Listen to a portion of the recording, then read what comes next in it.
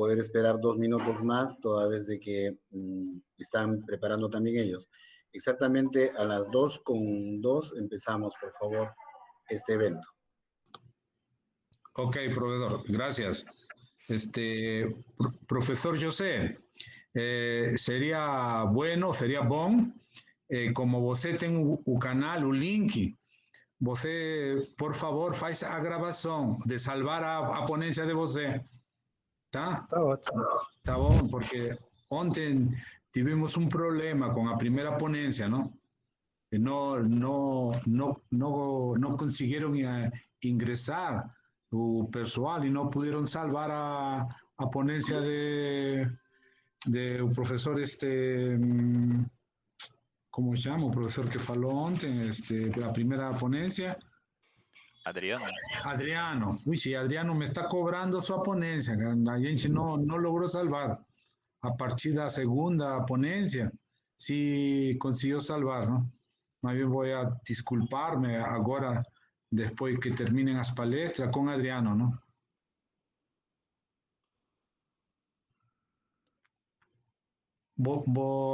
Ustedes en las aulas virtuales en Brasil, ¿con qué plataforma virtual trabajan? Com o Meet. ¿Con Meet? Google Meet. O Meet do Google, né? Acho que aqui no Brasil nós usamos mais o Meet do Google e o Zoom, né? Que é uma plataforma livre. E o da Microsoft, que puxa, esqueci o nome agora, Teams. El Teams, claro, el Teams. Nós trabalhamos aqui na universidade com el Teams. Então, acho que são os 3 que são mais usados. Mais usados. Muy bien. Manuel. Sí. Sí. Distinguida concurrencia, tengan ustedes muy buenas tardes, colegas de la hermana República de Brasil, distinguidos doctores, profesores de la Universidad Nacional Agraria de la Selva, doctor Milton Muñoz, y todos los que estamos en esta plataforma virtual. El día de hoy vamos a continuar con este ciclo de conferencias que ha convocado a los docentes de la Facultad de Ciencias Económicas y también de la Facultad de Ciencias Contables y otras facultades. Bienvenidos a todos. Hoy se ha invitado al doctor José de Sousa Rodríguez. Él es profesor del Departamento de Ingeniería y Producción del recinto de Bauru, de la Universidad Estadual de Sao Paulo. También es licenciado en Ingeniería Mecánica por la Facultad de Ingeniería de Guaratinguetá. Él tiene un grado de magíster en Ingeniería de Producción por COPE y doctor en Ingeniería de Producción también por COPE. Tiene un postdoctorado en el Departamento de Producción y Sistemas de la Universidad de Minho. Ha dictado muchos cursos desde el año 1998 hasta la fecha en diversas facultades como Ingeniería de Producción en la Facultad de Ingeniería, etcétera. También profesional en Administración en la Facultad de Ciencias Agrarias y Veterinarias. Es decir, tiene una amplia gama de experiencia, tanto docente como profesional. En ese sentido, para el día de hoy está programada esta conferencia, la misma que se ha titulado Juegos y simuladores aplicados a la enseñanza de sistemas de producción y gestión empresarial. Entonces vamos a dejar ya para esta interesante conferencia al doctor José de Sousa Rodríguez, a quien la Universidad Nacional Agraria de la Selva le da la cordial bienvenida. Adelante, doctor José. Obrigado, senhor Manuel, os demais colegas. Então, conforme foi apresentado, né, eu sou o professor Rodrigues, aqui da Unesp de Bauru. Vou compartilhar minha tela com vocês inicialmente.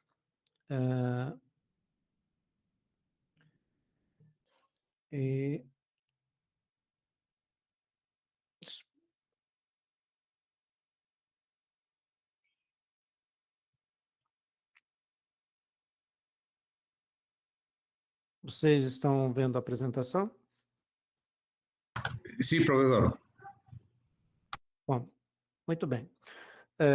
Então, eu estou, só para que a gente tenha um contexto, né, da Unesp e do Brasil aqui, eu procurei fazer esse pequeno mapa aqui, para que vocês tenham uma noção geográfica, né, do que nós somos e como estamos distribuídos, e também para falar um pouquinho dos centros aos quais eu estou ligado aqui no Brasil e na Unesp, né?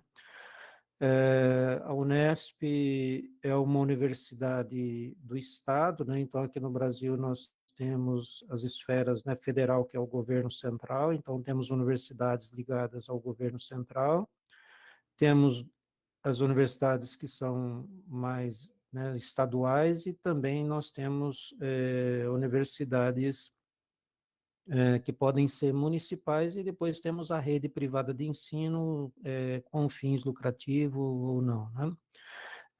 Que seriam as universidades confessionais, né? Então, nós temos, mais ou menos, a nossa rede de universidade tem essa característica. Então, o estado de São Paulo é aqui nessa parte inferior do Brasil, né? Na região sudeste. Nós temos aqui, então, essa região aqui, né? Que faz que tem acesso ao mar, né? Então, nós estamos aqui com o Oceano Atlântico desse lado de cá, que é a cidade do Rio de Janeiro, que deve ser mais conhecida por vocês, né? A cidade.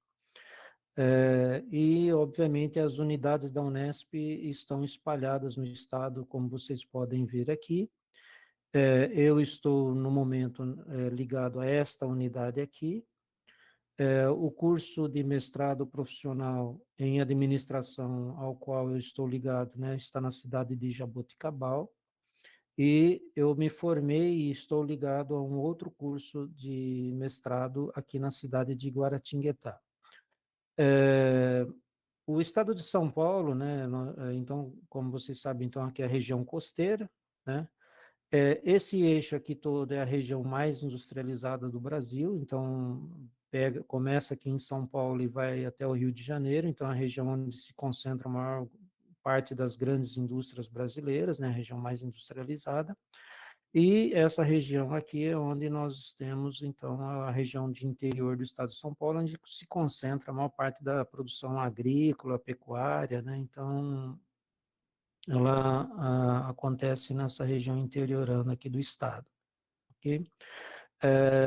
A minha ligação na Unesp, né? Então, eu sou um professor de tempo integral na Unesp, dedicado exclusivamente a ensino, docência e pesquisa, né? E atualmente eu ocupo a posição de professor associado na universidade.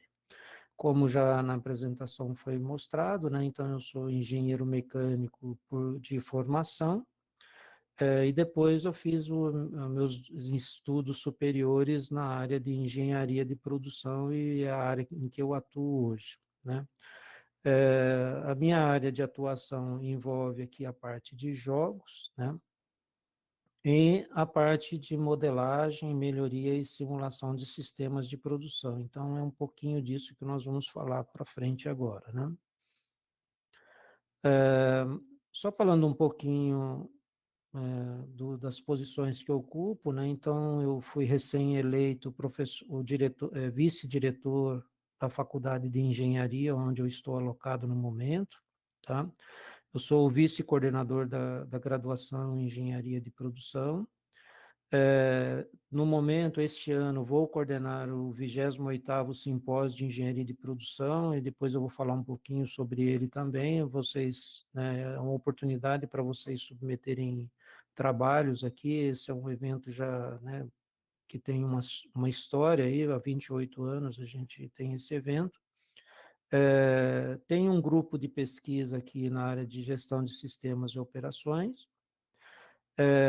e, obviamente, sou professor desses dois programas de mestrado. Então, o de mestrado em administração está em Jaboticabal, como falei para vocês, e o de engenharia de produção fica em Guaratinguetá.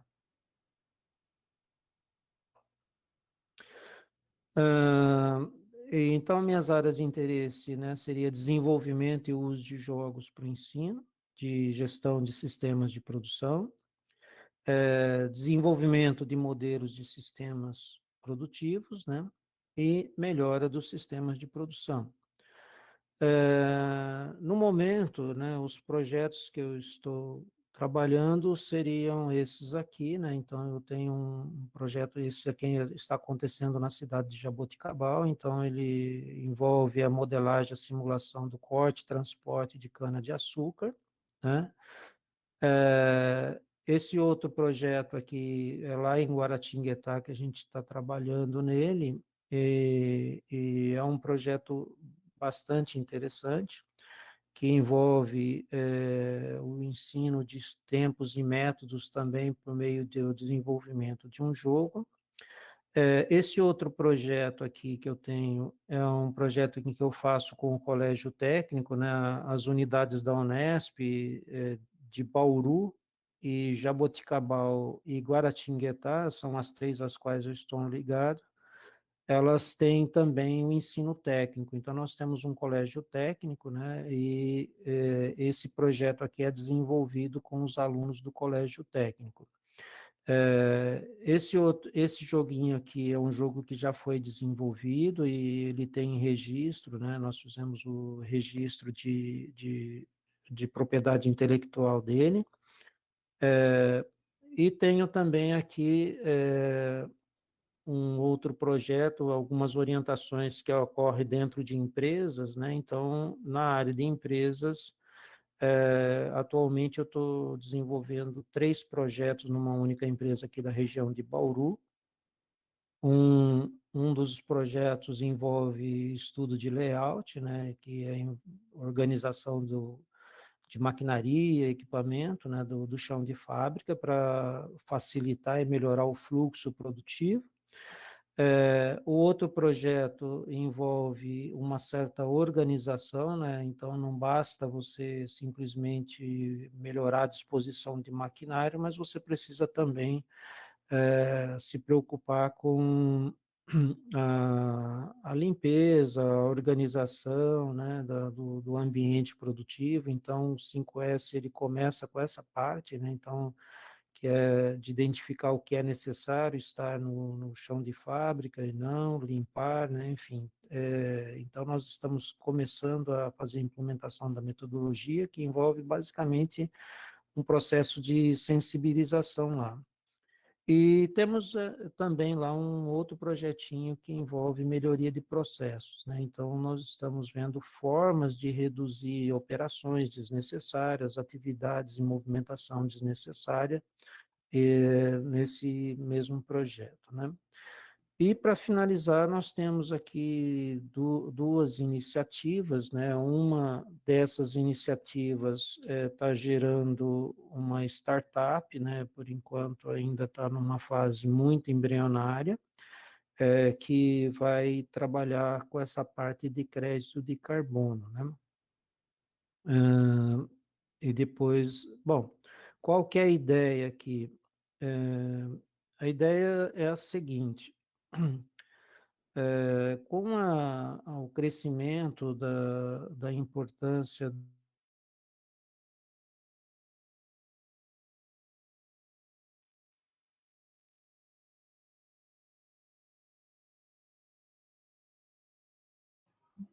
¿Se le ha ido el das audio? coisas que não... Ya, Oi? ya. Tem, tem problema com o áudio, professor? Eu estou ouvindo normalmente, vocês estão me ouvindo? Ah, não, se cortou por um momento. Pode continuar. Assim, como eu estava falando, né, então há uma preocupação muito grande com as emissões de carbono, e uma das coisas que nós começamos a perceber, ou pelo menos nós supomos que seja uma tendência, né, de haver uma criação de um mercado de crédito de carbono. Talvez isso interesse bastante para vocês. E esse mercado, né, nós entendemos que ele vai impactar a forma como as operações agropecuárias vão ser encaradas a partir de agora. O que nós achamos que vai acontecer? que o estudo de viabilidade econômica, análise econômica de atividade agropecuária, né, vai levar em consideração ou os custos decorrentes da atividade, quando ela for uma produtora de carbono, né, o saldo líquido for positivo em termos de produção de carbono, emissões de carbono, e nas outras atividades em que houver um consumo de carbono, ou seja, a atividade atuar como um sumidouro de carbono, nós entendemos que vai ser utilizado como uma fonte adicional de renda, né? Ou seja, então, dentro nossa expectativa é que no médio e longo prazo, o processo de comercialização do carbono vai integrar o portfólio de produtos que o setor agropecuário vai oferecer, né, ou vai consumir, né? Então, se você tiver num ciclo que consome, você vai comprar esses créditos. Se você tiver num ciclo que produz, né, que há uma certa excedente ou seja, a atividade consome mais carbono do que emite, né? Então, nesses casos, você vai gerar renda para o setor, né? Então, eu fiz uma apresentação bem pequenininha aqui, e aí eu vou falar para vocês um pouquinho, então, do que a gente já fez em termos de trabalho de pesquisa, de trabalho de investigação. Então, esse joguinho que a gente criou aqui, perdão, me desculpem, aqui. Esse joguinho que nós fizemos aqui, ele pode servir, né? Nós já usamos ele para trabalhar no setor público, ensino de gestão de empresa. Então, a ideia, né, de utilizar jogos, qual é a ideia de, que está por trás do uso de jogos?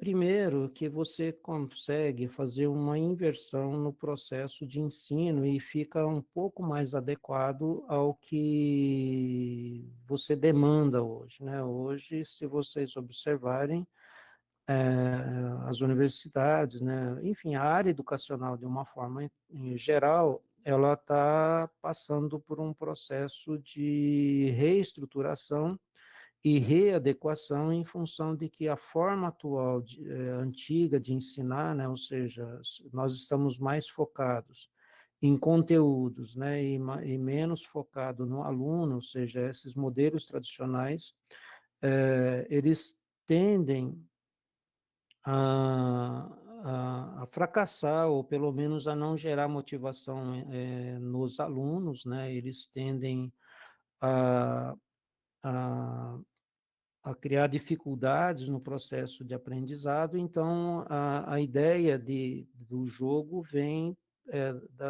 do pressuposto de que, primeiro, o aluno passa a ser um elemento central do processo de aprendizado, né? Ou seja, você começa a não olhar mais o conteúdo como sendo o primeiro ponto, né, do processo de relação professor-aluno. Quer dizer, é claro que o conteúdo é que norteia, você tem que focar, que o aluno tem que aprender aquele conteúdo, mas, por outro lado, você percebe que ele ficar sentado, né, numa sala de aula ou na frente de uma tela, o que seja, parado, passivo, sem interagir com nada, isso está um pouco em desacordo com a lógica dessas gerações mais recentes, né?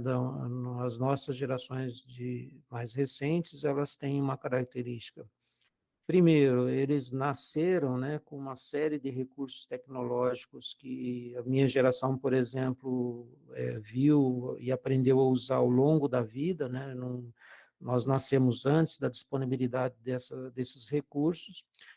Isso não é o que acontece com essas gerações atuais. Então, primeiro, eles têm uma facilidade, né, para trabalhar com tecnologia, mas não só a facilidade, a tecnologia começa a transformar ou começa a inverter determinadas lógicas, né? Por exemplo,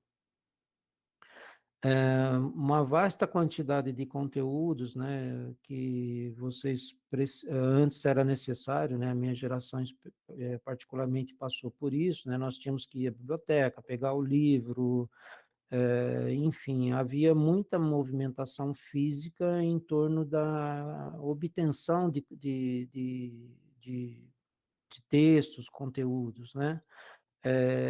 Então, a tecnologia, independente da característica do aluno, ela mexe nessa regra e hoje você praticamente tem de tudo disponível em vários formatos, né? Você pode pegar esse conteúdo, os conteúdos na forma de textos, você pode pegar na forma de vídeos, né?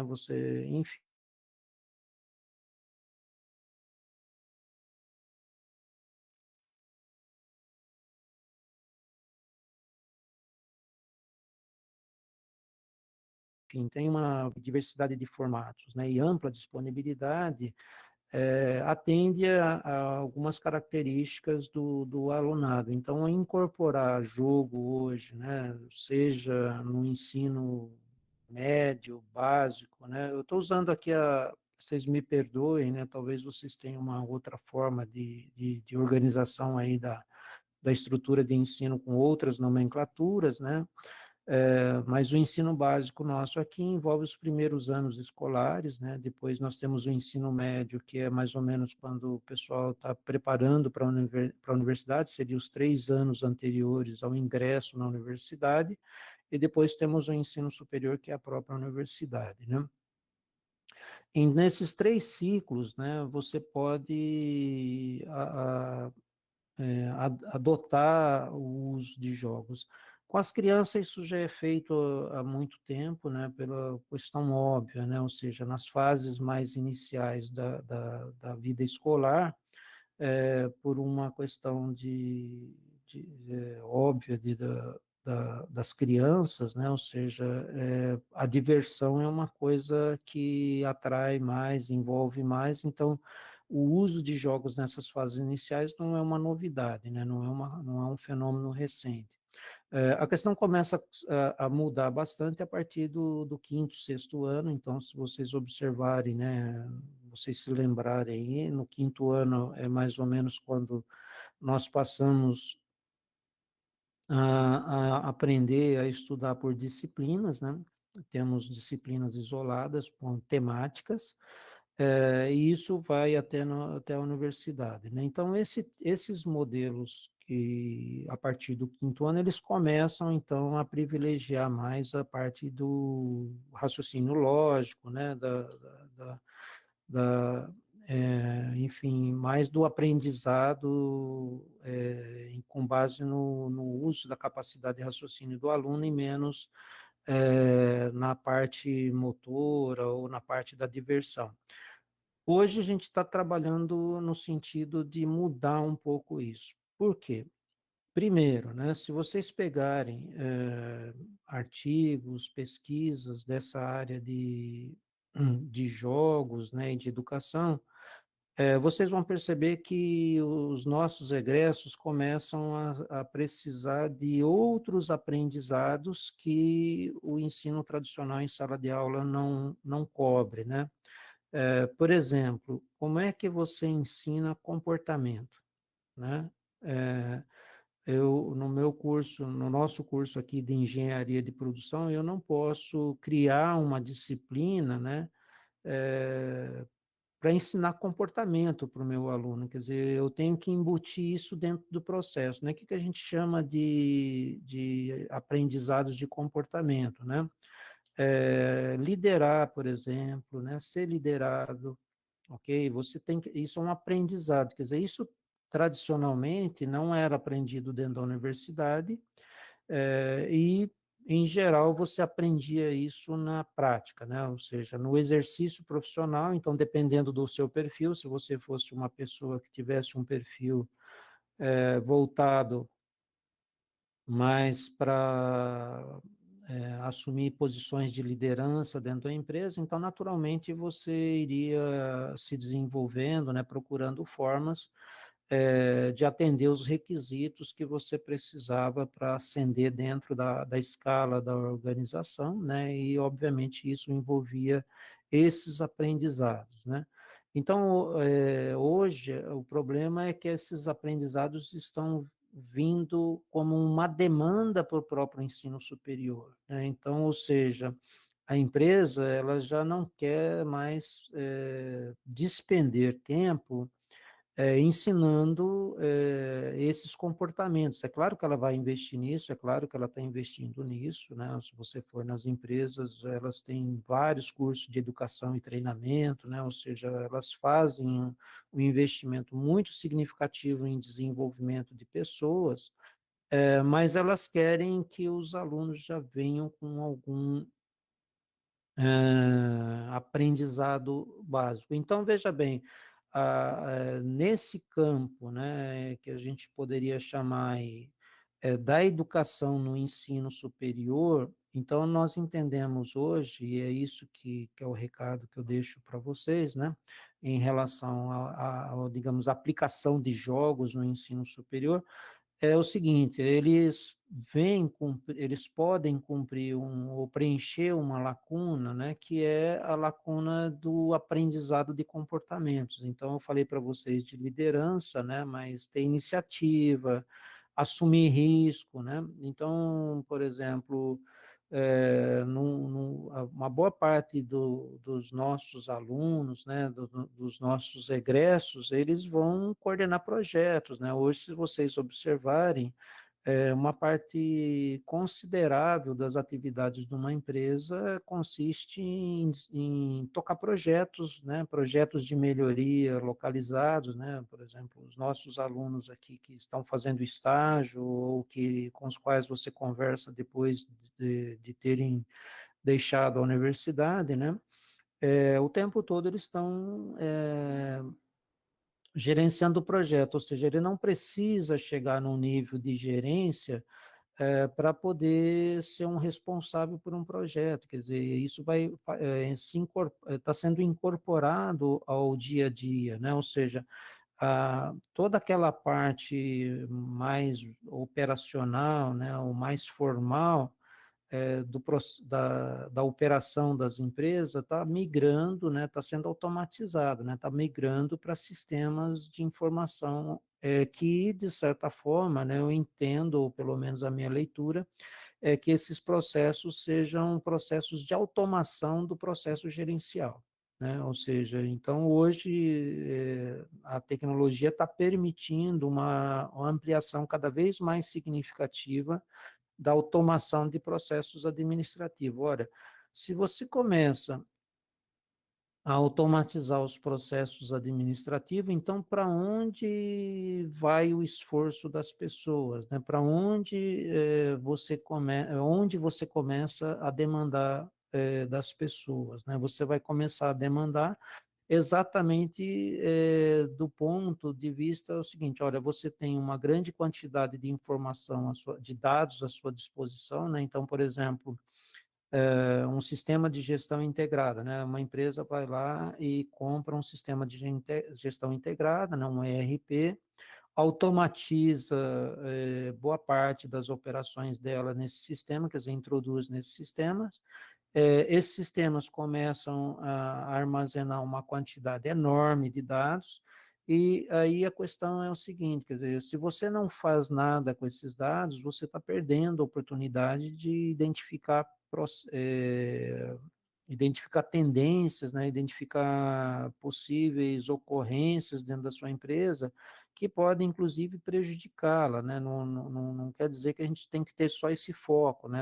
Você tem que ter o foco também das oportunidades, né? Das potencialidades de você fazer coisas novas. Então,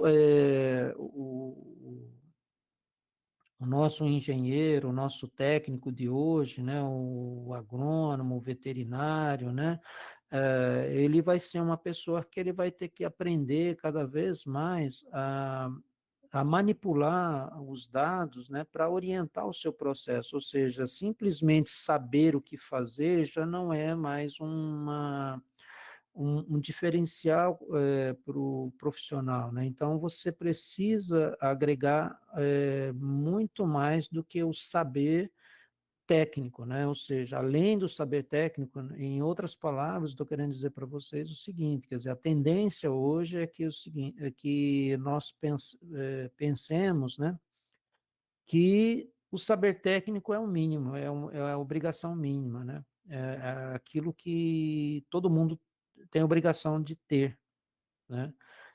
O que é o adicional é o que você aprende além do saber técnico. Então, nós temos hoje, e aqui no Brasil nós já estamos criando legislações que trabalham nessa direção, né? Ou seja, que vai nos obrigar, enquanto universidade, a pensar e a propor mecanismos, né, de fazer com que uma boa parte do aprendizado não técnico necessário para os futuros profissionais comecem a ser embutidos no processo de aprendizado. Então, esse é um primeiro, digamos assim, aplicação interessante dos jogos, né? Ou seja, você pode usá-los para fazer com que o aprendizado do aluno não seja só técnico, né? Ou seja, ao aprender, né, ele aprenda outras coisas e essas outras coisas não, elas são curricularizadas, mas elas não são disciplinarizadas, né? O que eu quero dizer com isso? Faz parte do currículo, né, da escola ensinar os comportamentos, vamos dizer assim, ou fazer com que aqueles aprendizados aconteçam, porém, aquilo não se torna uma disciplina, ele é embutido, ele é colocado dentro do processo de execução da disciplina. Então, os jogos é uma forma de fazer isso, né? Então, essa é uma linha. A outra linha que a gente pode utilizar para duas finalidades, né? Vejam bem que no nosso caso aqui de Bauru, à medida em que a gente desenvolve, então, o desenvolvimento do jogo é uma coisa totalmente técnica, né?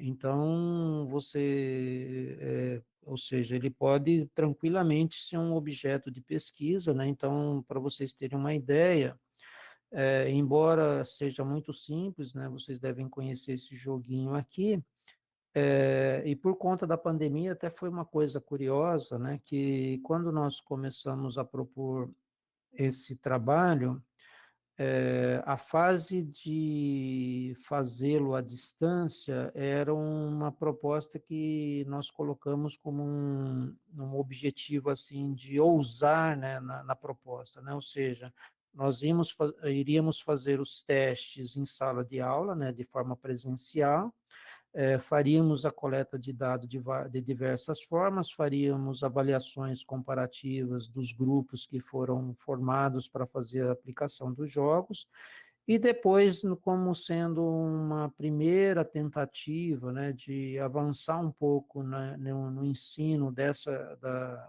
do, dos conteúdos associados a tempos e métodos, nós pensamos o seguinte, olha, vamos tentar fazer uma proposta que hibridiza um pouco, né? Será que a gente consegue usar esse mesmo, ensinar esse conteúdo usando o virtual? E por que desde o início nós achamos que deveria obrigatoriamente ser híbrido, né? Primeiro, tempos e métodos exigem manipulação dos objetos para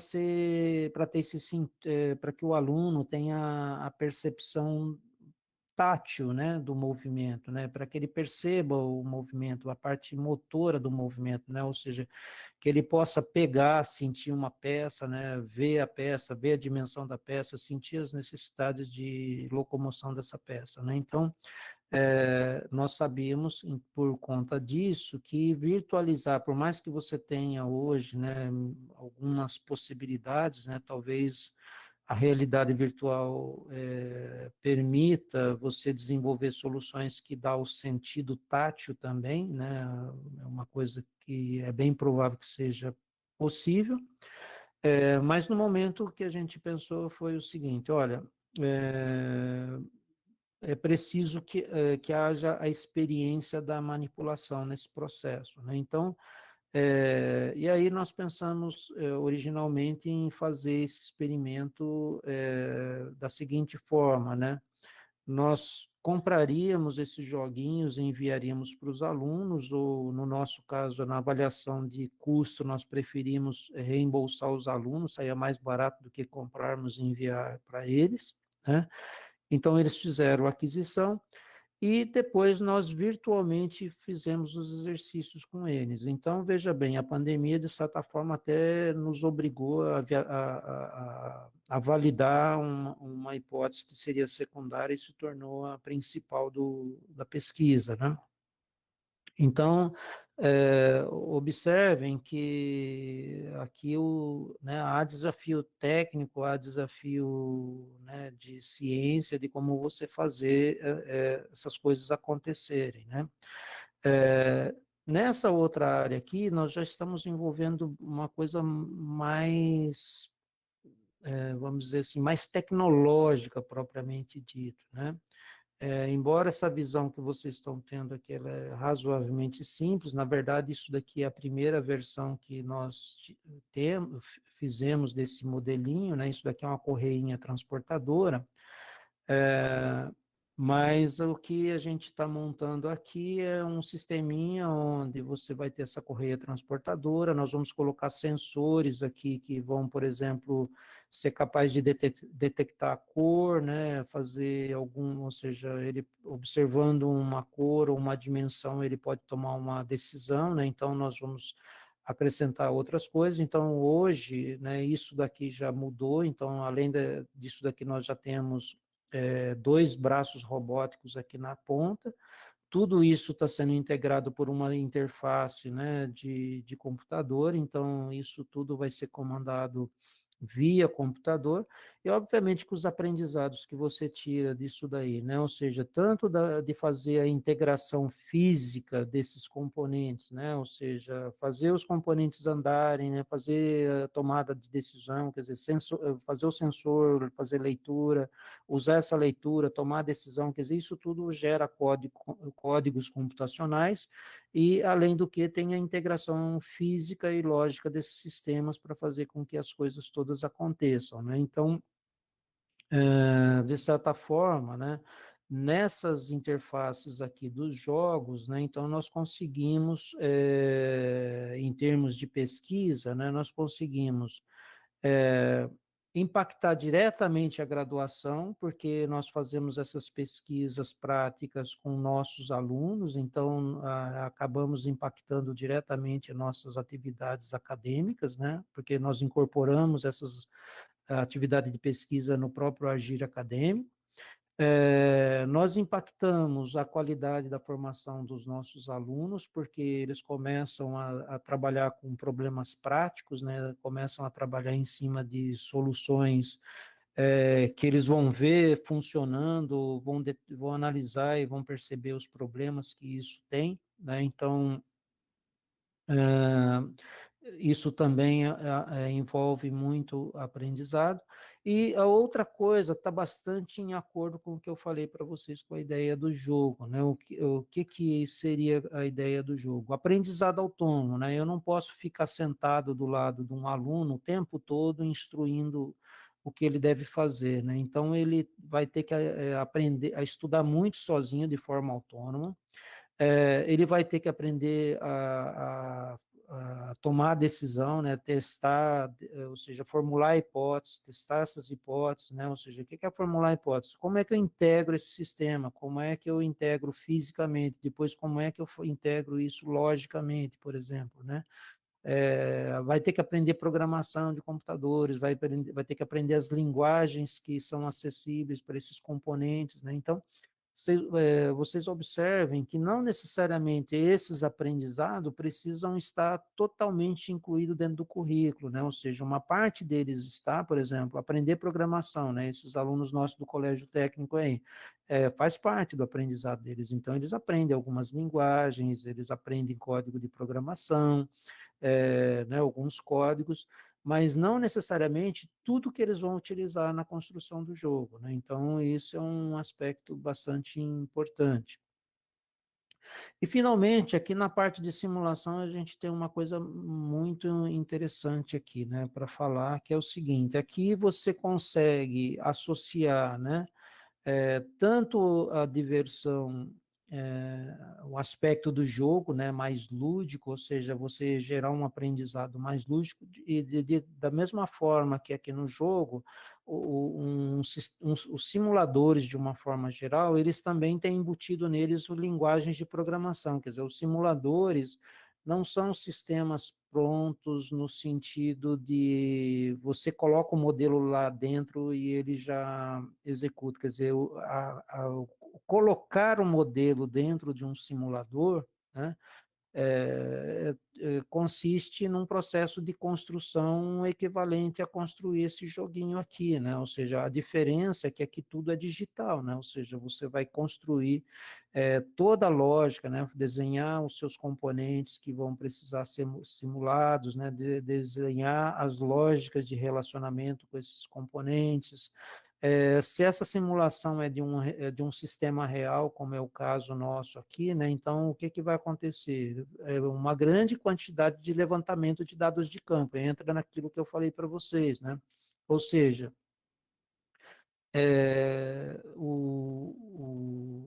para fazer isso daqui, a primeira etapa é ir lá no sistema real e saber o que ele tem de dados, né? Ou seja, quais dados estão disponíveis para você saber que modelo você pode construir. Esse tipo de coisa também aconteceu nesse projeto aqui, ó. Quando esse projeto nos apareceu, né, houve essa demanda da empresa, um modelo mais comum, mais recorrente de você utilizar em estudo de layout é um sisteminha que a gente chama, uma técnicazinha que a gente chama de modelo do espaguete, né? Que é o quê?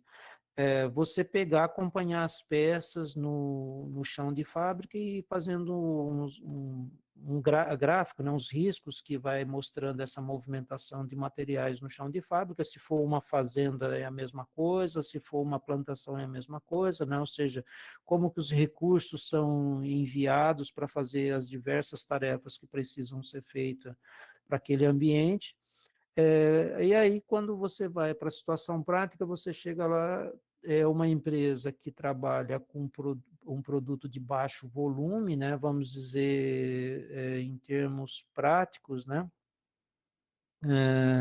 No caso aqui são equipamentos, poderia ser, por exemplo, colheitadeiras, né, uma fábrica de colheitadeiras, onde você faz poucas unidades por mês, você não faz muito, né? Então, essa empresa aí, acho que ela faz base de 10 a 15 equipamentos por mês. Então, se você for tentar fazer esse tipo de mapeamento para tentar observar o fluxo, você vai gastar um tempo enorme, há uma grande quantidade de peças, então você vai ter dificuldade de interpretar, porque vai virar um emaranhado de risquinhos aqui dentro, né? E aí, uma das coisas que a gente teve que fazer é o quê? Bom, vamos procurar outra abordagem, porque essa aqui é impraticável, ela não serve para esse tipo de problema. Então, vocês observem que a resolução prática de problema, né? Então, aqui, de certa forma, eu estou falando para vocês para uma outra estratégia, né, voltada para a educação também, que a gente chama de ensino baseado em projetos, né? Você também coloca o aluno em outras condições, ou seja, ele passa, né, ou seja, vai haver um tempo de aprendizado ali na forma tradicional, né, que é uma aula presencial, onde há uma um conhecimento na forma de transmissão, mas o grande aprendizado, né, a grande vantagem que você tira disso é a aplicação prática, né? Então, é aí que você realmente vai testar se aquilo que você já viu em aula, você reteve, você aprendeu, né? Segundo, você vai testar se aquele ferramental, aquele conceito é apropriado para resolver aquele problema, embora ele lá na aula você viu, aprendeu o que era, né? E aí você vai observar na prática que não é para todos os casos que aquilo resolve. Então, acaba, digamos assim, a sala de aula, né, nesse aspecto aqui, ela tem uma função de ser mais um local onde você prepara, né, os seus estudantes, você prepara o seu pessoal ali, né, os alunos, para aplicação, digamos assim, você apresenta os rudimentos básicos de conteúdos para depois ter, para posterior aplicação. E aí na aplicação é que realmente você consolida os aprendizados, né, que você entende o que está acontecendo. Por exemplo, aprendizados não curriculares associados a esse projeto aqui, né, por exemplo, vamos falar sobre isso. O tempo todo, né, eu precisei estar junto com o aluno, nesse sentido aí a orientação, o trabalho de orientação é extremamente importante, de mostrar a questão das relações hierárquicas, né, das relações de quem tem poder de decisão, quem decide. Então, por que isso? Para você, digamos, um engenheiro, né, um técnico que vai trabalhar numa outra organização, ele tem que ter a percepção de que o saber técnico dele se torna inócuo ou inoperante se ele não consegue entender as relações hierárquicas, as relações de quem decide, né? Então, chega na empresa, então você está trabalhando com uma proposta de solução, essa proposta precisa ser validada pela alta gerência e, às vezes, você encontra resistência no pessoal do operacional, ou seja, esse pessoal do operacional, ao ver que a sua forma de trabalhar, a forma de pensar vai ser mudada, vai ser alterada, né? Isso representa uma mudança organizacional, há uma tendência muito grande deles serem resistentes a essas propostas, a apresentarem críticas, a verem defeitos, né? Então, isso obriga você a ter uma estratégia, ou seja, além de fazer o trabalho técnico, você tem uma estratégia organizacional de como é que você conversa, como é que você compartilha, né? Como é que você traz aderências, né? Rompe resistências, né? Então, acaba acontecendo tudo isso. E então esse daqui seria outra forma também de projeto, né? E voltando aqui, então observem, né? Essas duas coisas estão relacionadas, né? Então aqui na parte de simulação, uma das coisas que você vai precisar, principalmente se tratar de simulação de processos reais, né? Ou que você quer estudar um processo real, o principal problema consiste em observar, né, logo no início, o que você tem de informação sobre aquele sistema, né? Então, aí, a leitura, o entendimento, né, dos dados disponíveis, como que eles foram coletados, como que eles estão estruturados, né? É fundamental para evitar o quê? Para evitar que você pegue uma série de coisas aqui que são não críveis, né, que não são adequadas ou não estão em formatos adequados, possam ser incluídos no seu modelo e, obviamente, o que vai acontecer? O seu modelo vai produzir resultados ruins também, né? Por quê? Porque você o alimentou com dados ruins. Esse é o primeiro aspecto. O segundo aspecto diz respeito ao modelo em si, ou seja, entender como que esse recurso aqui funciona, né, para que você possa realmente estruturar o seu modelo real e depois permitir análise, né? Professor Milton, Sí, sí, profesor José. eu imaginei, né, nós temos 1h30, eu não gostaria de ficar falando o tempo todo, eu gostaria de ouvir vocês um pouquinho, se vocês tivessem perguntas. O senhor prefere? No, Seria tá possível? bom. Aí vamos a... profesor Manuel. Manuel Guerrero, Sí, doctor. profesor. Sí, doctor. Sí, sí. ¿Puede preguntar a los colegas si tuvieran alguna pregunta, alguna duda para... Está pidiendo el profesor José para poder Ya, continuar. ya. Ok, bueno, hay dos comentarios del doctor Víctor Chacón. Dice, el impacto positivo de la tecnología permite hacer modelos y simular procesos productivos sensibles de evaluar con indicadores de gestión. Está siendo aplicado en la tecnología ambiental en Alemania con buenos resultados en el PBI. También complementa, dice, en tal sentido, el discurso de José en sus investigaciones tiene mucho asidero. Es el comentario del doctor Víctor Chacón. ¿Algún otro colega que quiera tal vez participar directamente hasta esta parte, de tal manera de que el doctor podría a continuar? Ya. No hay comentario, doctor. No hay más comentarios. Creo que podría continuar el doctor. Sí, profesor José, puede continuar. Ok. Eh, Então, oi, bueno, perdão. Sí, buenas tardes. Buenas tardes, profesor Milton. sí, Alex, puede, continúa. Sí, buenas tardes, profesor José de Sousa. Buenas tardes Boa con tarde. todos. Bueno, le saluda Alex, ¿no? Yo quisiera saber, o sea, me interesan los trabajos de investigación que viene desarrollando. Quisiera saber con exactitud dos situaciones. Cuando el profesor se refiere al tema de modelado y simulación, ¿no? O sea, ¿qué tipo de modelado y simulación realiza en sus trabajos de investigación?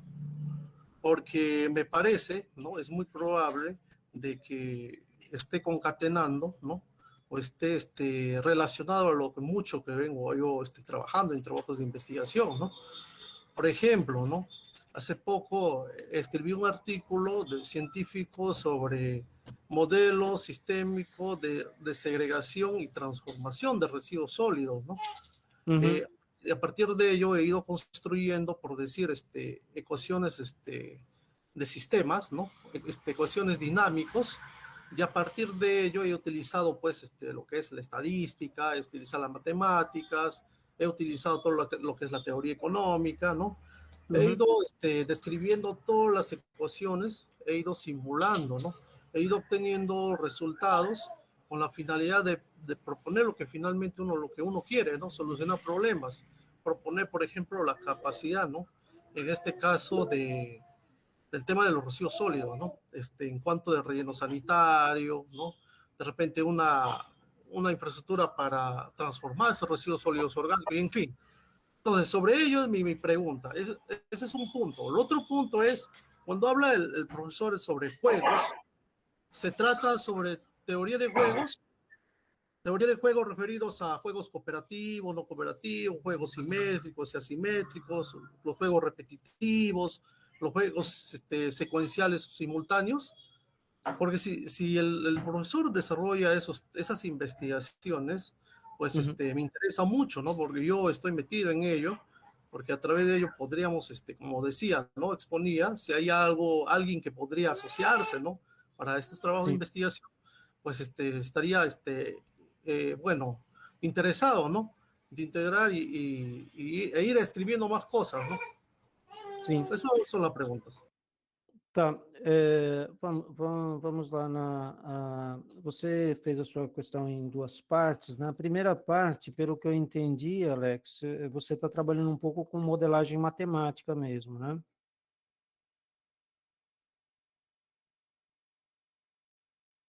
Alex? Sí, Alex, te preguntas si Sí, estás trabajando con modelación matemática. sí estoy trabajando con modelamientos matemáticos. Certo. Lo que pasa que, bueno, yo soy economista, ¿no? Como economista estoy metido bastante en el campo de los métodos Uhum. cuantitativos, dado que, bueno, yo soy estudiante egresado del Banco Central de Reserva, ¿no? Y ahí, pues, he tenido bueno, aparte de los docentes de pregrado de mi universidad de la UNAS, Uhum. en el PCR también he podido complementar más mis conocimientos en tema de modelamientos, ¿no? Por ejemplo, integrar la física y la biología, por ejemplo, la economía, ¿no? Física para ver, por ejemplo, el tema de las caídas de las inversiones, ¿no? En el tiempo, ¿no? Ahí se utiliza una serie de fórmulas físicas combinado con economía. Bueno, en esos campos todavía estoy por desarrollar trabajos de investigación, dado que no he tenido todavía la oportunidad, porque he consultado con muchos físicos, ¿no? Y no conocen esa parte del campo, por ejemplo, la frecuencia espectral, por ejemplo, ¿no? Entonces, y me parece que por eso era la pregunta. Entonces, las ecuaciones que utilizo son matemáticos, son estadísticos, es econometría, ¿no? Sim. A isso está referido. Certo. Eu, por um acaso, tenho um colega meu aqui em Bauru, que ele trabalha com econofísica, né, que é exatamente nessa área aí que você está falando, né? E ele trabalha com teoria de jogos. Veja bem, aqui no nosso caso, no meu caso, eu não trabalho com a teoria dos jogos em si, né? Na verdade, a gente trabalha com jogos no sentido literal da palavra jogo aí, né? Entendeu? Não é em cima da teoria dos jogos, né, que envolve criação ou aplicação de modelos para resolver problemas, né, ou a proposição de próprios modelos, né, como você citou aí, de modelos cooperativos, né, o professor Crepaldi, por exemplo, o nome dele é Crepaldi, ele trabalha exatamente sobre esse assunto aí. Inclusive, não sei se interessa para você, ele tem estudado muito a aplicação desses modelos, a previsão de crises, né? Em crises, principalmente nas bolsas aqui no Brasil. Ele tem utilizado bastante isso. Se você tiver interesse em avançar sobre isso daí, eu posso, inclusive, colocar você em contato com ele, né? Ok, profesor José, quedaría entonces ya internamente un compromiso para que el profesor Ale de repente le envíe un correo, un email Sim, a pode. su persona y usted Sim. lo pone en contacto con su colega. Sim, ¿Está certo? perfeitamente. Ok, obrigado. Gracias. E a outra parte também de modelagem, né, que nós, na verdade, a gente mais trabalha com simuladores mesmo, né, por isso que até na apresentação eu coloquei aqui, tem a professora Regiane, que trabalha aqui, mas acho que o David, você me socorre aqui o André não trabalha com essa área também? Adriano, perdão. Acho que o Sérgio Rangel é que vai trabalhar mais com econometria. Mas, de qualquer forma, inclusive, em relação a esse trabalho de modelagem mais matemática, vamos dizer assim, Alex, a gente começou um trabalho conjunto, né? O que nós estamos fazendo aqui? Nós estamos tentando unir o pessoal da produção, que no caso seria eu, né? Que envolve mais o estudo de sistemas produtivos, com o pessoal da matemática, para tentarmos usar uma abordagem mais matemática de sistemas de produção. Então, nós temos aqui uma empresa que, por exemplo, ela distribui fármacos, né? E esse tipo de empresa, não sei se você conhece esse tipo de empresa, mas elas trabalham com algumas questões muito sensíveis para elas e muito complexas de serem resolvidas, né? Uma escala de tempo, então eles têm que responder qualquer pedido no intervalo de 24 horas, ok? Então eles têm que despachar esse pedido em 24 horas. E o outro problema é o seguinte, nessa empresa particular que eu estou te falando, vamos dizer assim, às 10 da noite eles fecham o dia, né? Ou seja, tudo que vai ser entregue naquele dia é fechado para as 10 da noite, E tudo que for processado a partir das 10 da noite, entregue no dia seguinte, né? Pois bem, o que acontece? É que os pedidos, eles não são distribuídos uniformemente ao longo do tempo, né? Ou seja, há uma concentração muito significativa da quantidade de pedidos e do volume de material pedido nas últimas horas próximo das 10 da noite. Então, o que isso gera, né? Isso gera um problema enorme, porque a capacidade produtiva da empresa é aí onde eu entro, né? Ela tem um certo limite, e você precisa evitar de ter gente demais, né? Ou seja, você ter que contratar muita gente para processar esses mesmos pedidos, e por outro lado, de ser incapaz de conseguir processar esses pedidos na janela de tempo que você tem. Ou seja, é provável que ali nas 2, 3 horas restantes, antes das 10 horas, ou seja, das 7 às 10 da noite, né, uma parcela significativa de tudo que vai ser selecionado e embalado e encaminhado para os clientes, vai chegar nesse horário, né? Então, uma das coisas que nós queríamos testar, né, e foi o início do trabalho, era observar o seguinte: bom, será que o enfileiramento desses pedidos que chegam, qualquer que seja ele, não altera o resultado do tempo de trabalho ou altera, né? Então, essa foi um ponto de partida nosso. Aí veio a pandemia, atrapalhou o desenvolvimento desse trabalho, porque a empresa pediu para nós pararmos de frequentar as dependências da empresa em função desse processo da pandemia, né?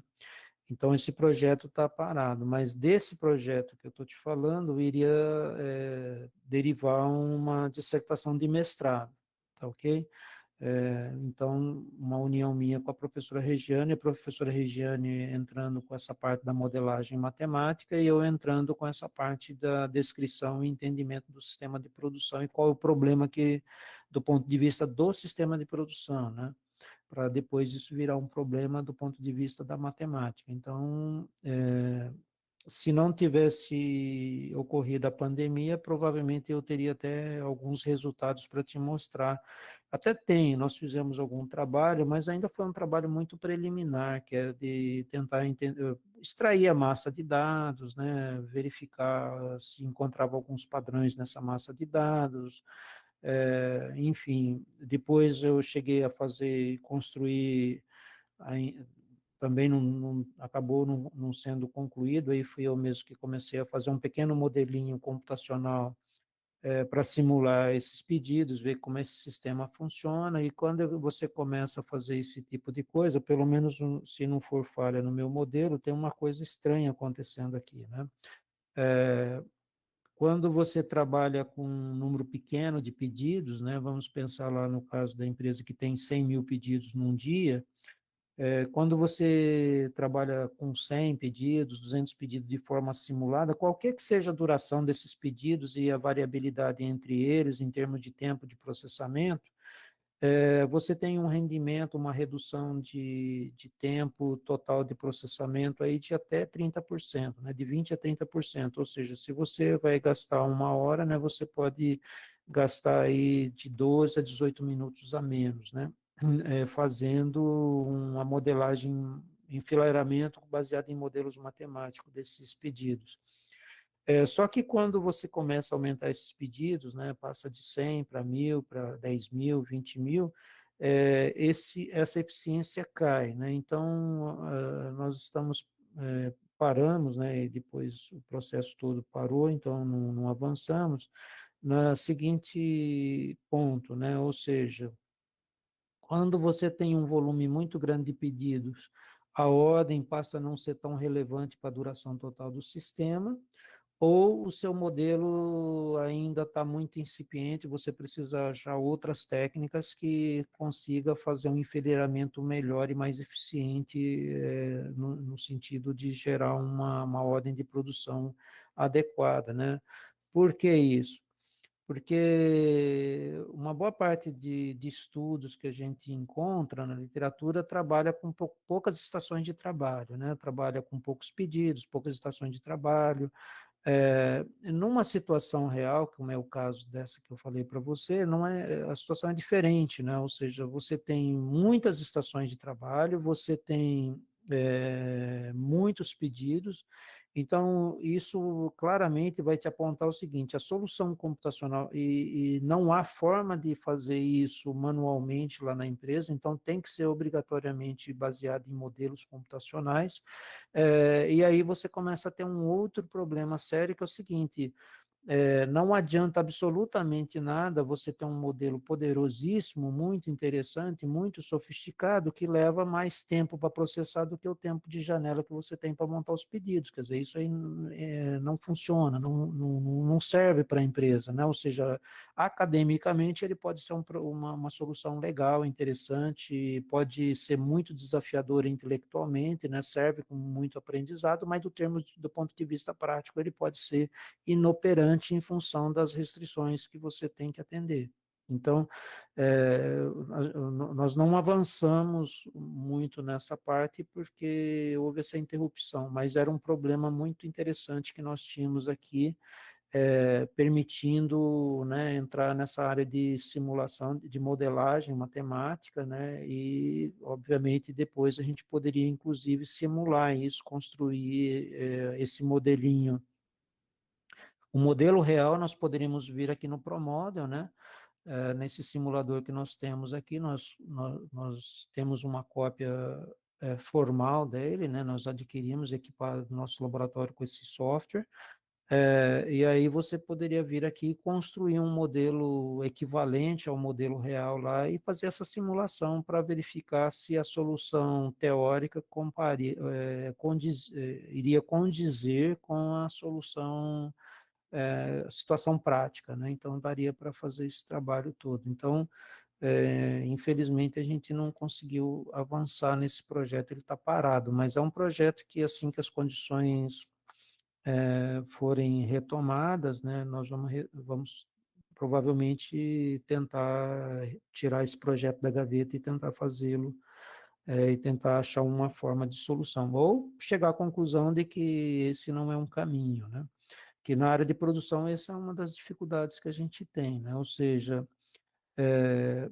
muitas vezes você tem um instrumental muito potente do ponto de vista conceitual, mas ele, em termos práticos, não pode ser aplicado, né? Eu até recentemente eu estava conversando com um colega aqui da engenharia elétrica, e aí ele estava dizendo o seguinte: olha, eu participei de um trabalho, né? Fui convidado, tomei conhecimento de um trabalho que o pessoal estava usando simulação inteira para fazer uma otimização de usinas, de ligar e desligar equipamento, né? Acho que usina geradora, não me lembro quais os equipamentos envolvidos no processo. E aí ele falou o seguinte: olha, a ideia é bacana, é interessante, né, a proposta, mas só que eu não consigo fisicamente ligar e desligar um equipamento em tempos tão curtos quanto esses modelos pressupõem, né? Então, o que eu estou querendo te dizer em outras palavras, né, é que há um campo muito interessante que fica entre a modelagem teórica, que avançou bastante, e aqui no Brasil o pessoal produz muito nessa área, né? Tem muita produção científica nessa área de modelagem teórica, então de fazer pequenas suposições de ajuste nos modelos e testar essa em outras condições, ou trocar algum parâmetro do modelo, mas que em teste de condições aplicadas ainda tem lacunas muito interessantes para serem superadas, né? Então, eu entendo que esse processo de aplicação, né, ou seja, de ser desafiado em termos de ciência também aí, né, a produzir alguma coisa útil e factível, né, e para as condições reais, é uma área interessante de investigação. Aqui em Bauru a gente está começando trabalhos mais significativos nesse sentido. Eu particularmente, aí eu posso falar pela minha pela minha intenção como futuro vice-diretor aqui da nossa unidade de ensino, né, eu pretendo avançar muito a graduação e a pós-graduação no sentido de estar mais próximo de problemas reais, né, mais próximo das situações reais. Obviamente que isso não vai parar e nem vai, vamos dizer assim, abandonar os estudos teóricos, né? Isso vai continuar, então eu acho que é importante a continuação dessas modelagens mais teóricas, né? Mais baseada em hipóteses, mas ela é um desafio muito importante você caminhar na direção da aplicação prática, né? Colocar a teoria à frente, testar ela em condições práticas, ou pelo menos pegar alguns dados, né? Outro trabalho, por exemplo, o professor Fernando Bernardi, ele trabalha um pouco nessa direção também, mas ele trabalha com teoria das restrições, né, para a gestão de sistemas produtivos, e aí ele procura sempre usar pelo menos um pouquinho da base de dados reais de uma empresa para fazer as simulações de modelos teóricos que são, ou ele procura na literatura, ou dos pressupostos teóricos da TOC, né, então ele trabalha nessa direção também. Lá em Jaboticabal nós fizemos um trabalho que eu particularmente gostei muito, ele tem um potencial enorme também, se vocês tiverem interesse nisso, eu não sei se vocês têm gente trabalhando com produção de amendoim aqui, aí, mas a gente tem aqui, esse trabalho foi nessa área, mas dá para avançar para outras áreas, que é a questão dos resíduos, né, pelo menos o ponto de partida nosso foi... Profesor José, un momentito, solo para que la gente se ubique, ¿no? El amendoín para Brasil, para nosotros es el maní, ¿no? Para que sepan de qué está hablando el doctor. Amendoín es igual a maní. Gracias. Maní que para nós é outra coisa.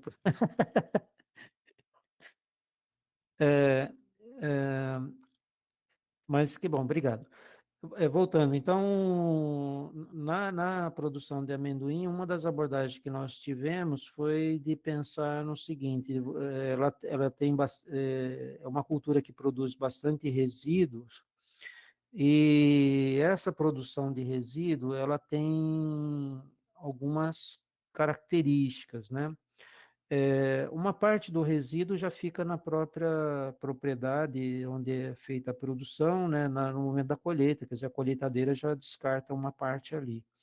Mas uma parte que o equipamento não consegue limpar 100%, né, não consegue retirar todas as impurezas, essa parte vem para a unidade de processamento do amendoim, né? É mani, né, professor? Sí, sí, profesor. Tá. Então, não, vou tentar usar essa palavra que facilita para vocês. Então, uma parte do resíduo vem para a unidade de processamento. Então, nós começamos a partir do... Inicialmente, nós começamos a pensar em conversão desse resíduo em outros produtos, né? Que é a abordagem mais tradicional que a gente tem aí, que é, por exemplo, produzir, sei lá, carvão, alguma coisa, né, material para churrasqueira, outras opções, o adubo, né, enfim, tem diversas possibilidades de uso do amendoim. Mas uma delas que, do ponto de vista teórico, é possível, ela é inviável, que é de retornar esse material para as unidades produtoras, já que ele tem um poder de adubação muito significativo em função de contaminação biológica, né? E de pragas, digamos, pragas no sentido de itens que atacam o amendoim, o mani propriamente dito, vamos dizer assim, né, como vermes, né, por exemplo, e pragas que atacam a planta, né? Tá certo? Então, insetos que podem depois, ou outras plantas que podem vir a competir com aquela planta lá. Então, não há possibilidade do retorno. E aí nós começamos a pensar no seguinte, olha, E se for possível reduzir, então, né? Ou seja, se eu conseguir reduzir esse resíduo lá na produção, na origem dele, né? Então eu evito que ele seja transportado, quer dizer, eu tenho uma série de economias, né? Eu economizo o caminhão, né? E tudo que está associado ao caminhão, então eu emito menos gás carbono, enfim, tem uma série de vantagens neste processo. E aí você começa a perceber que é uma área que dá para você investir bastante, quer dizer, seja no sentido de trabalhar, por exemplo, com o fabricante de maquinário para aumentar a eficiência do maquinário dele, seja no sentido de trabalhar com os colhedores, né? No sentido de aumentar e melhorar a qualidade do treinamento e a operação deles, dos equipamentos, seja no sentido de aumentar e melhorar o ajuste dos equipamentos. Então, isso ficou bem claro lá nesse trabalho que a gente fez, né? Ele não foi aqui propriamente uma simulação, não envolveu nem jogo, nem simulação, mas simplesmente uma melhoria de processo produtivo, que seria mais associado a mapeamento de processo, né, e melhoria de processo. Então, esse foi um outro trabalho que a gente desenvolveu lá em situação prática, esse já no mestrado lá de Jaboticabal, que também foi interessante. Desse trabalho que gerou essa startup, que uma delas aqui que eu estou mencionando, né? Que a gente percebeu o seguinte, olha, o produtor lá na ponta, né, ele está gerando, ele consome mais, é provável, né, na verdade para nós ainda é uma hipótese, é provável que haja mais consumo, ele seja um sumidouro de carbono do que um produtor de carbono, né? De emissão de gases de efeito estufa, vamos dizer assim.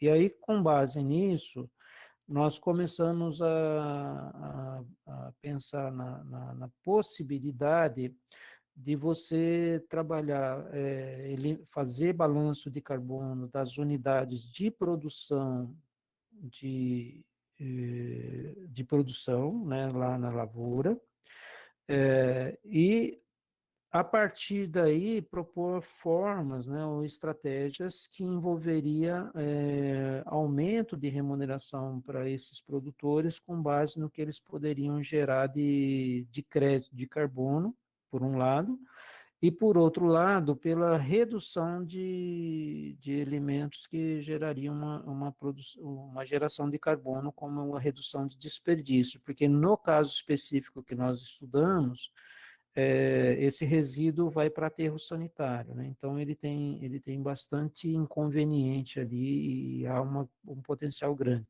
Aí você começa a esbarrar no quê? Você começa a esbarrar no problema da maturidade de mercado, né? O que eu chamo de maturidade de mercado? As condições atuais de penalização de crédito de carbono ainda são muito brandas, né? Então não há uma pressão muito significativa entre as empresas que geram carbono, para que não há uma penalização muito excessiva para elas ainda, né? Então, como não há essa penalização muito excessiva, então esse tipo de elemento acaba sendo meio que relegado a um segundo plano, né? Ele acaba sendo um elemento que não está no foco principal. O que eu percebo é que todo mundo sabe que em algum momento isso vai ser incorporado aos processos comerciais. Eu estou falando de alguma coisa equivalente ao sistema ISO 9000, por exemplo, né? Se vocês retroagirem lá à década de 80, mais ou menos, final dos anos 80, início dos anos 90, vocês vão perceber que o sistema ISO ele faz uma mudança muito significativa na postura das empresas, né? E essa mudança significativa tem a ver muito com os ganhos de eficiência que as empresas conseguiram obter por meio do processo de certificação ISO, né? Então, até você chegar nesse ponto, né, de perceber, olha, esse processo aqui aumenta o meu ganho e não diminui, né? Ou seja, ao invés de diminuir, ao invés de ser um dinheiro a mais que eu vou gastar, né, um dispêndio a mais, na verdade, a contabilidade entre o dispêndio e as economias é favorável às economias. Então, nós não chegamos neste ponto. E aí eu entendo que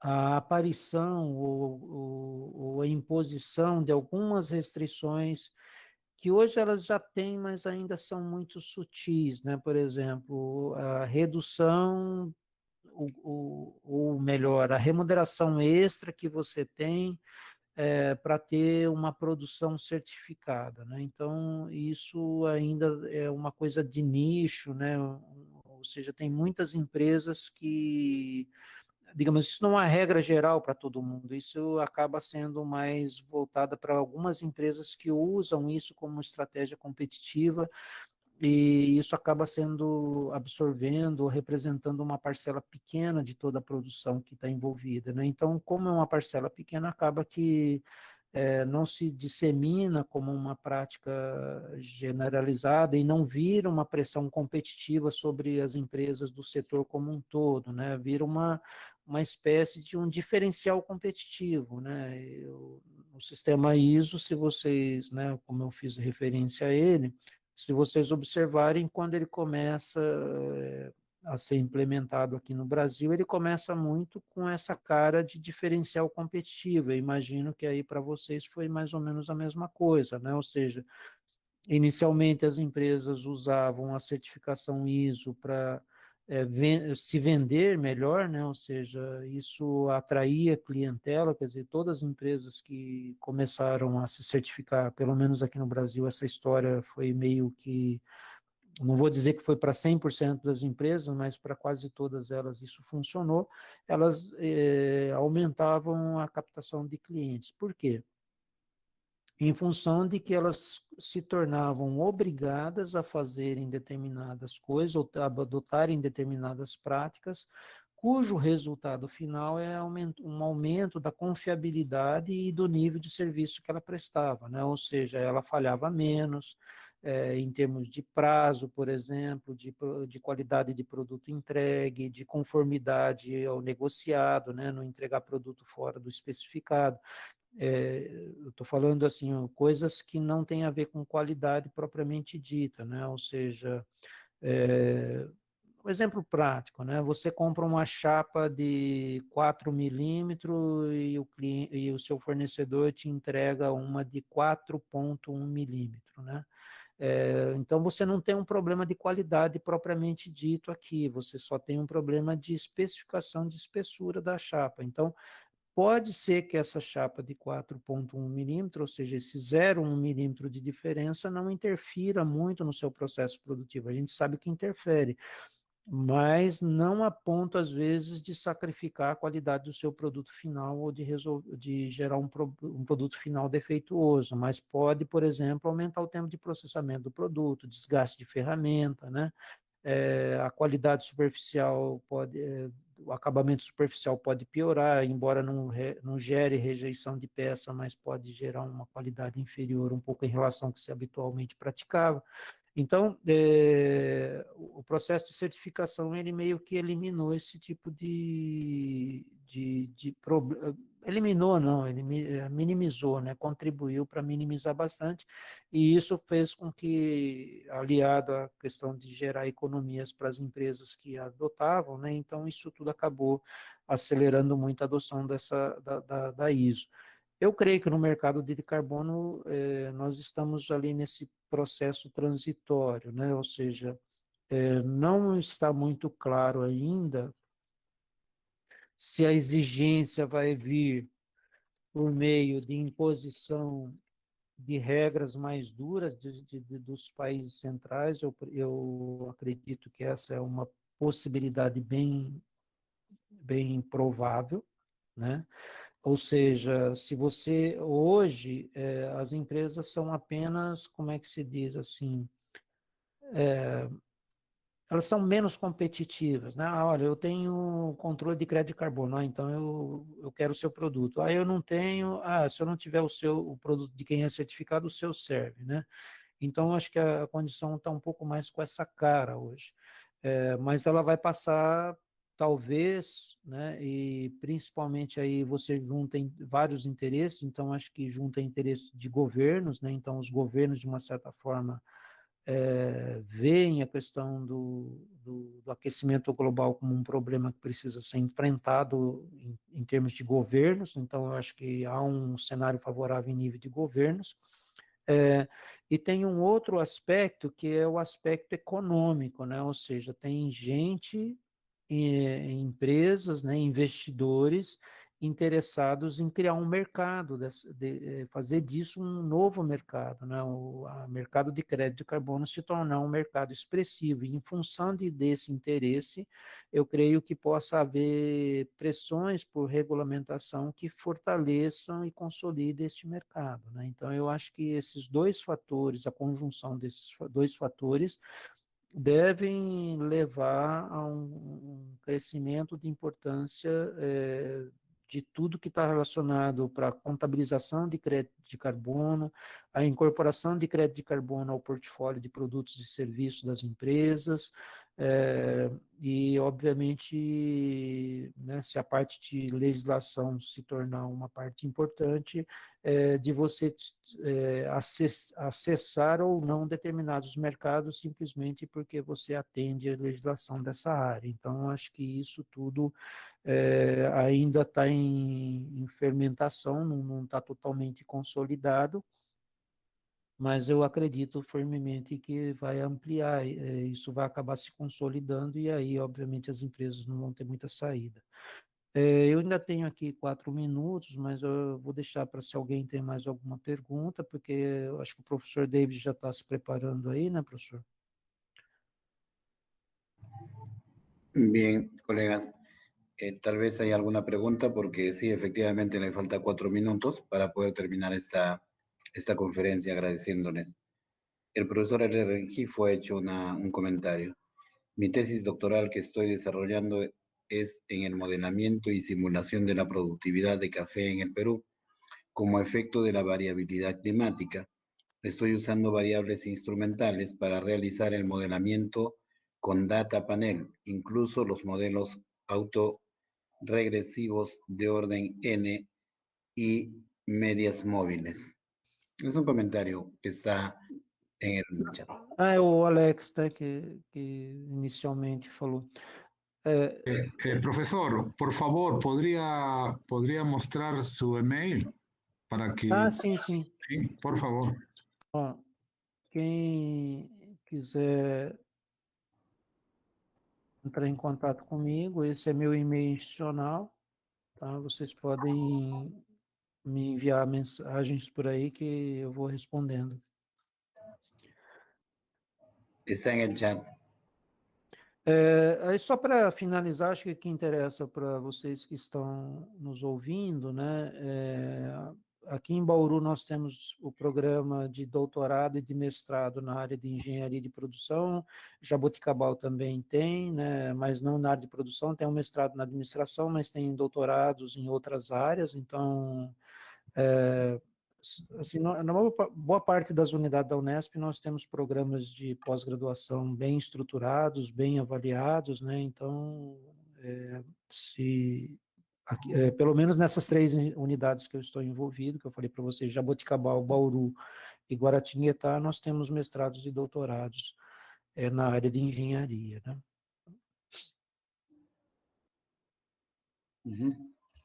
La dirección está en el chat, colegas, jose.rodríguez con s, @unesp.brasil, BR de Brasil, ¿no?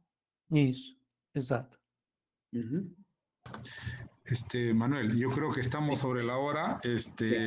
Quisiera agradecerle al profesor José por su brillante palestra. Yo creo que nos queda, como el día de ayer, es una parte de lo que están realizando. Para mí, verdaderamente, son cosas bastante nuevas que he escuchado, porque más estoy metido en la parte pecuaria. Pero en conclusión, lo que podemos decir es que sí podemos, colegas, hacer trabajos juntos.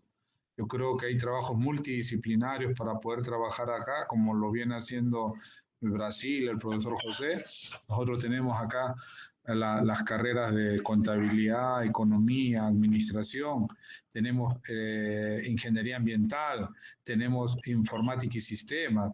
Entonces, muchas carreras que podemos unir verdaderamente para trabajar en todas estas propuestas de modelos, simulación ahí.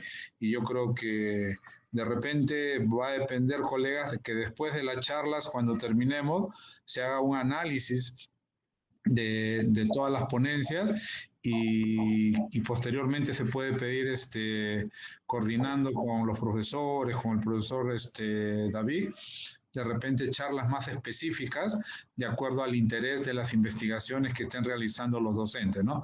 Acá solamente hacia esta primera parte se está dando a conocer qué es lo que ellos vienen haciendo, pero de acuerdo al interés se podría ampliar otro tipo de conferencias, de ponencias, ¿no? Ya un poco más específicas, ¿no? Ya nos queda, ya estamos sobre el tiempo, yo creo que el profesor David también ya nos está esperando en la otra sala y nuevamente al profesor José, muchas gracias, muy obrigado por todo y será hasta una próxima oportunidad de tenerlo nuevamente con nosotros, profesor.